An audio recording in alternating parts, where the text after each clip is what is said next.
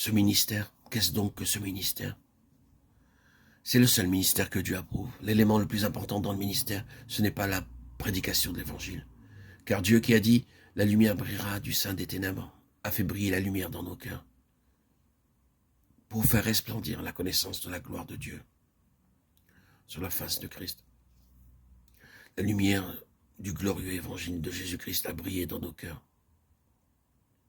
Or, quel est le contexte? Dans Exode 34, Moïse avait parlé avec Dieu et ne savait pas que son visage rayonnait. Mais le peuple le voyait bien et détournait le regard, incapable qu'il était de supporter cet éclat. Et après tout, Moïse ne faisait que lire la loi. C'était du légalisme. C'était la loi de la mort. Mais ce que nous avons ici, c'est la loi de la vie qui est en Christ. Le Dieu dont la gloire brillait sur la face de Moïse, alors voilé, a rayonné sans voile dans nos cœurs. Il n'y a pas de voile sur la face de Jésus-Christ. Et cette expression sans voile est révélée dans nos cœurs par le Saint-Esprit. Dieu a brillé dans nos cœurs.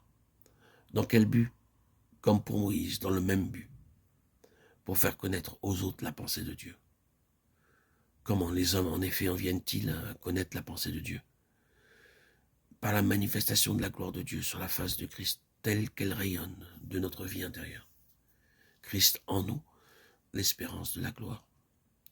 Dieu a illuminé nos cœurs de sorte qu'il a fait de nous, non seulement dans ce que nous disons, mais dans ce que nous sommes, une expression de Christ.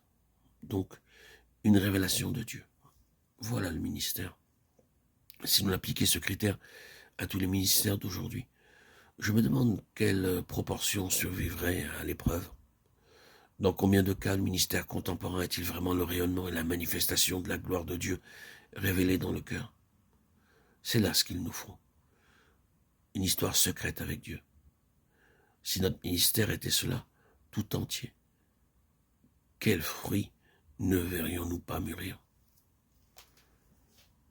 Nous avions ce trésor, cette révélation du Seigneur Jésus dans nos cœurs, dans des vases de terre.